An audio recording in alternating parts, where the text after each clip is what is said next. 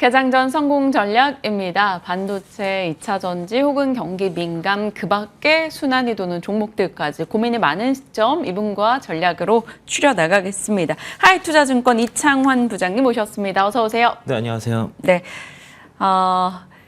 반도체, 2차 전지 그중에서 많은 이들은 반도체, 또 많은 이들은 2차 전지에 조금 더 무게를 싣고 있어요. 부장님께서는 어느 쪽에 좀 더 힘을 싣고 계시는지 조금이라도 더, 네. 그리고 2차 전지 쪽에 관심을 한 2주간 다시 제대로 살아나고 있는 분위기인데 이에 대한 전략은 어떻게 가져갈지 좀 주세요. 그냥 사이좋게 같이 다 보시면 될 것 같고요.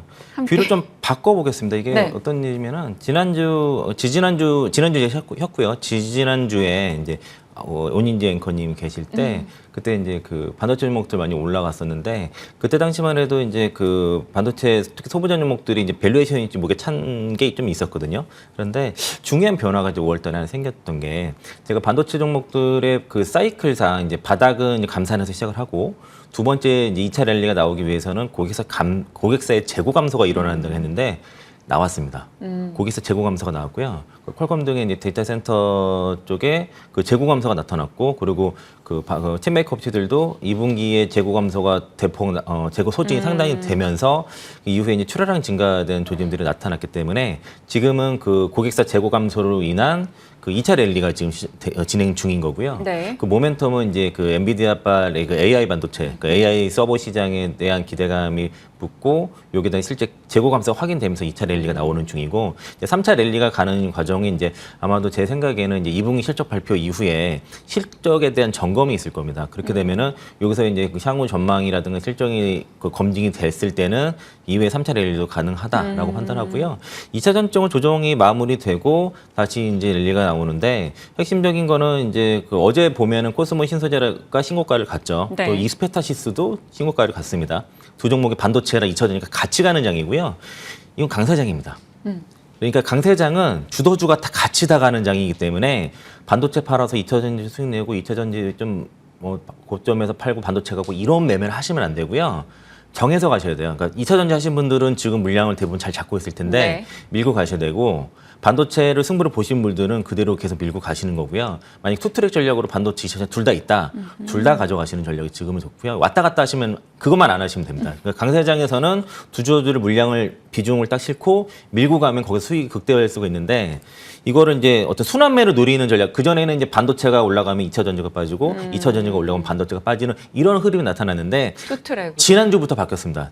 특히 이제 외국인들이 삼성전자랑 LG 에너지솔루션을 같이 매수한다는 거죠. 네.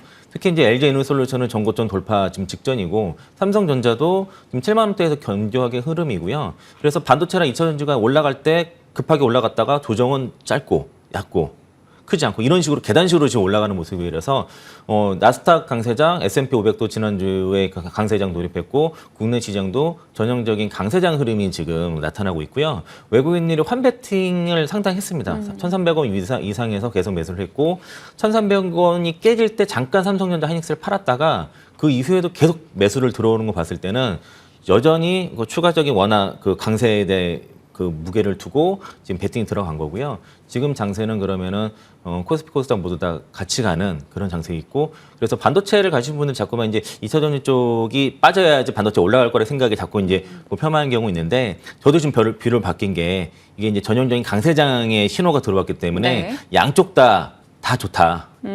양쪽 다 같이 보시고요. 그래서 이게 이제 2차 전지 쪽에 집중된 분들은 굳이 반도체 올라간다고 그거 따라붙고 이럴 필요가 없고요. 자기 포지션 잘 지키면 되겠고, 반도체 많이 갖고 계신 분들은 여기서 손절해서 2차 전지 이거보다도 그냥 갖고 계시거나 아니면 만약에 이제 갈아타셨다. 다시 왔다 갔다 하시면 안 됩니다. 그것만 안 하시면은 양쪽 다 수익 많이 낼 수 있다라고 보고 있습니다.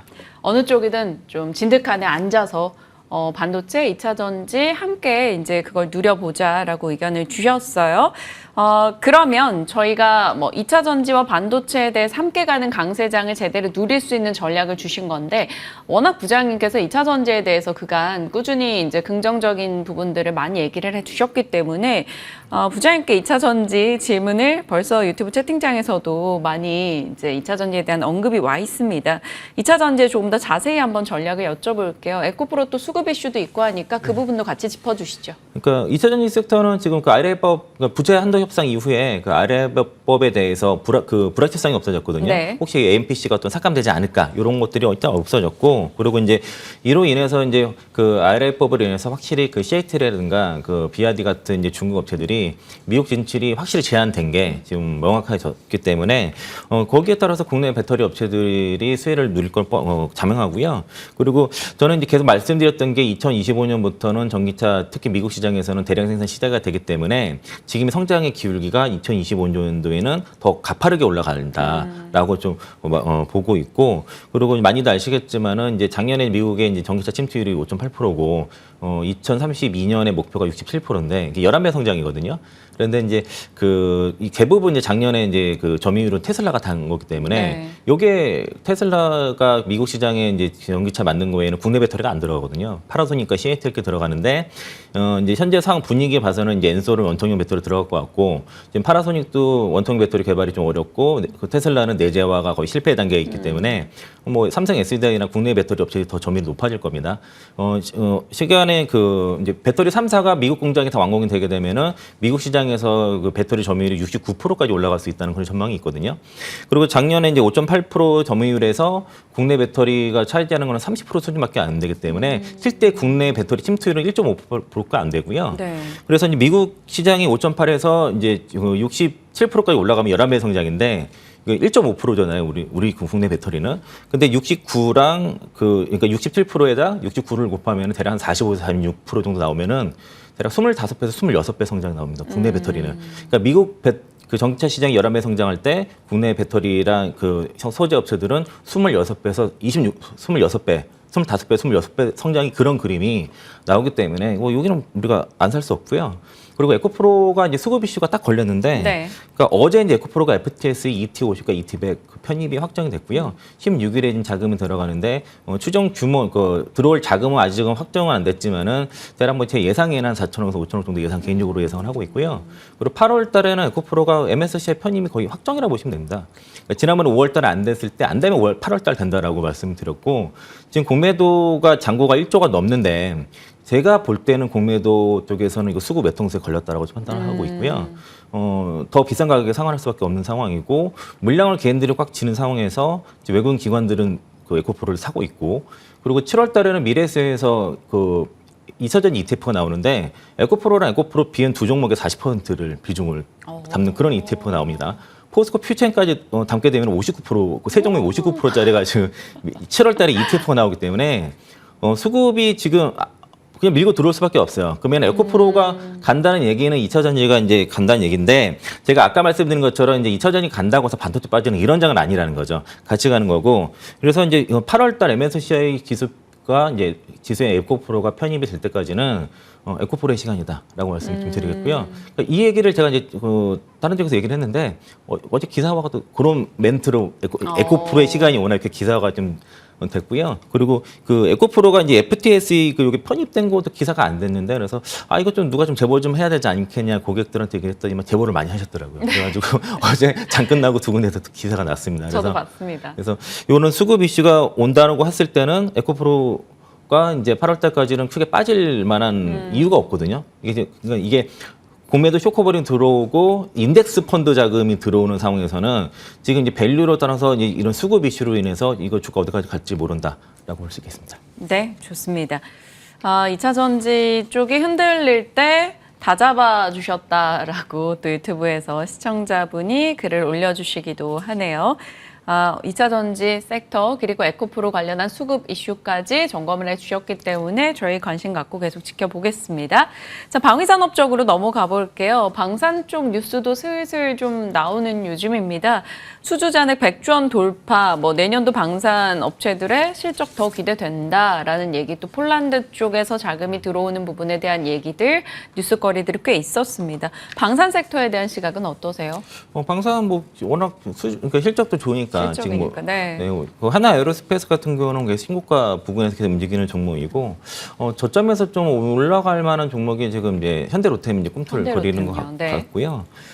이제 한국무역협회에 따르면은 뭐 1월에서 올해 4월까지 이제 폴란드 쪽에 우리나라가 이제 수출한 전체 금액이 이제 2억 5,500만 달러 정도 된다고 그래서 작년에 이제 2억 달러 정도 됐으니까 이거 좀 돌파했다고는 수출 데이터 자체는 잘 나왔고 개인적으로는 현대로템을 좀 잘 봐야 되지 않을까라고 좀 생각이 드는 게 지금 현대로템이 지금 그 MSCI 편입 이슈가 좀 있거든요. 이게 이제 딱 라인에 걸려 있는 게 시가총액이 3조 5천억 이상이 되면은 되는데 거기에 딱 그 선상이 있습니다. 있어요? 예. 지금 어제 올라서 3조 5천억 시가총액을 살짝 넘어간 걸로 네. 보는데 추가적으로 올라간다면은 편입 이슈가 있기 때문에 수급 이슈도 일단 있고요. 그리고 현대 로템 같은 경우에는 그전에는 이제 전동차 부분이 이제 수익률이 안 좋아서 실적이 안 좋았었는데 이제 물론 방산 쪽도 물론 좋지만은 전동차 부분이 실적 개선이 되는 게 뚜렷이 보이고 있고요. 그리고 영업이익률 개선 쪽이 그 본업 사실 그쪽 매출 비중도 높은데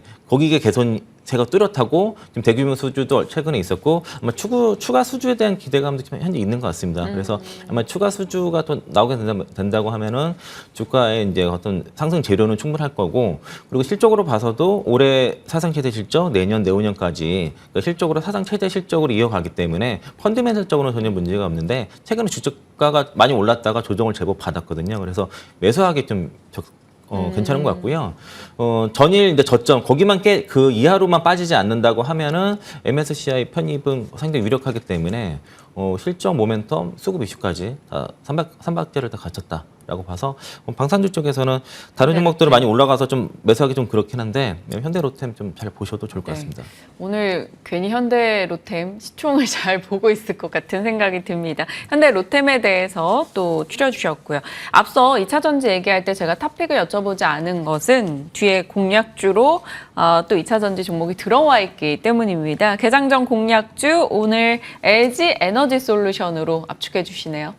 네, 제가 이제 그 LG에너솔루션을 뭐 다른 데서 61만 3천 원 뚫으면은 요거 붙어야 된다 말씀드렸는데 어제 장중에 잠깐 뚫었었습니다. 60만 4천 원 잠깐 뚫었는데 거래량이 실린 상태로 뚫은 게 좀 좋을 것 같고요. 그리고 그 배터리 3사가 이제 뭐 산자부에서 올해 이제 1,000조 수주 얘기 있는데 미래에셋에서 그 리포트를 보니까 3분기 때 1,100조 달성할 거로 예상하고 있고 그리고 엔솔이 한 600조 이상 얘기를 하고 있는 상황이고요. 그리고 확실히 그 IRA법으로 인한 그 AMPC에 대한 그 수혜가 부각이 이제 본격적으로 될 것 같고요. 이게 이제 과연 부채 연도와 합성으로 인해서 예산이 깎이냐 안 깎이냐 이런 이슈가 있어가지고 그게 불확실성이 있었는데 그게 거쳤기 때문에 아마 이런 그 AMPC에 대한 수혜는 명확하다라고 좀 볼 수 있겠고요. 그리고 지금 그 테슬라 쪽도 원통형 배터리는 엔솔이 지금 가장 앞서 있는 상황이니까 이제 아까 말씀드린 것처럼 작년까지만 해도 테슬라 쪽에 들어가지 않았는데 2025년도부터는 본격적으로 테슬라 쪽에도 원통형 배터리가 들어가니까 아마 국내 배터리 3사가 모두 다 이제 미국 시장을 장악하는 그런 흐름이 나올 거라 보고 있고요. 회사에서도 지금 IRA법으로 인해서 CATL이라든가 BYD가 사실상 미국 시장에서 퇴출된 거로 지금 보기 때문에 네. 그 LFP 배터리까지도 지금 많이 보고 있습니다. 그래서 어제 이제 LG 엔솔에서 LFP 배터리 쪽에서 특히 이제 ESS 시장이 연간이 1.7배, 한 70%의 성장이 나올 거라고 보고 있고 거기도 지금 엔솔도 준비를 하고 있는 상황이니까 ESS란 전기차 모두 다 아마 미국 시장에서는 LG 에너솔이 상당히 1위 사업자를 구축을 할 가능성이 상당히 높다라고 볼 수 있겠고요. 밸류에이션적으로도 2025년도에 영업이익이 8조 이상 보기 때문에 POR로 그러니까 영업이익에서 POR로 한 25배에서 30배 정도 주게 되면은 시가총액 204조에서 244조 목표 좀 드리겠고요. 그 정도면은 주가로는 87만 7천 원에서 105만 원 정도 나오니까 100만 원 트라이 가능하다 보고 있고요. 기술적으로 굉장히 차트가 교과서적인 차트가 나왔습니다. 이게 흔치 않은데 그 많이 유명한 차트예요. 그 윌리엄 오닐의 그 컵 위드 핸들 차트의 전형적인 모습을 좀 만들기 직전이거든요. 그래서 이제 그 여기 차트를 제가 띄워놨는데 지원해 줄 수 있으면 좀 보여주시면 좀 좋을 것 같습니다. 연결돼 있을까요? 돼 있다고 합니다. 네. 일단은 그 작년 11월 고점이 62만 9천 원이고요. 이전 고점이 61만 3천 원이거든요. 그래서 요 전고점과 요 고점의 차이가 한 5에서 10% 정도이고 그리고 이 바닥을 컵을 만드는 기간이 7주 이상 그리고 요 핸들 맞는 지점 있잖아요. 요게 이제 한 10에서 15% 조정을 받고 이 전고점을 뚫을 때 거래량실은 거래 뚫을 때는 붙어라는 거거든요. 매수 요 핸들을 잡으라는 거거든요. 근데 이렇게 교과서적으로 이렇게 모양을 만들기가 쉽지 않은데 최근에 여기서부터 여기까지 외국인 기관들이 매집을 상당히 잘했습니다. 매집도 그 수급도 잘 돼 있고요. 그리고 분기배 실적도 계속 우상향이고 그래서 윌리엄 오닐이 얘기했던 그 커비드 핸들의 전형적인 교과서적인 모습이 나와 있고 남은 거는 여기를 강하게 뚫은 것만 남았다. 그래서 제가 그래서 좀 사놓고 기다렸다가 뚫을 때 추가 베팅 하자. 이렇게 말씀드리겠고요. 목표가는 1차 87만 7천 원 드리겠고요. 2차 105만 원 드리겠습니다. 뚫을 때 추가 매수하고 지금은 조금의 매수 베팅을 해서 두고 보자라고 의견 주셨습니다. 내용 듣다 보니까 정말 집중해서 듣게 되는 것 같고요. 분석이 진짜 시원시원하다. 요점만 툭툭 말씀해 주시는 스타일이 또 좋다. 이런 글들도 많이 올라오고 있습니다.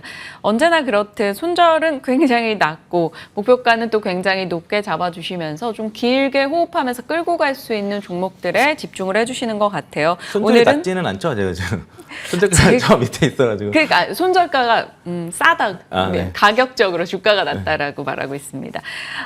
그만큼 손절 생각 말고 그냥 끌고 가자. 약간 이런 확신에 찬 가격 라인을 좀 주셔서 이창환 부장님과 호흡하시는 분들이라면 굉장히 좀 마음 편하게 대응할 수 있겠다라는 생각도 듭니다. 지켜보죠. LG 에너지 솔루션 오늘의 종목으로 꼽아주셨습니다. 2차 전지 섹터와 반도체에 대한 뷰도 확인해 봤고요. 오늘 이창환 부장님과 이야기 나눠봤습니다. 고맙습니다. 네, 고맙습니다.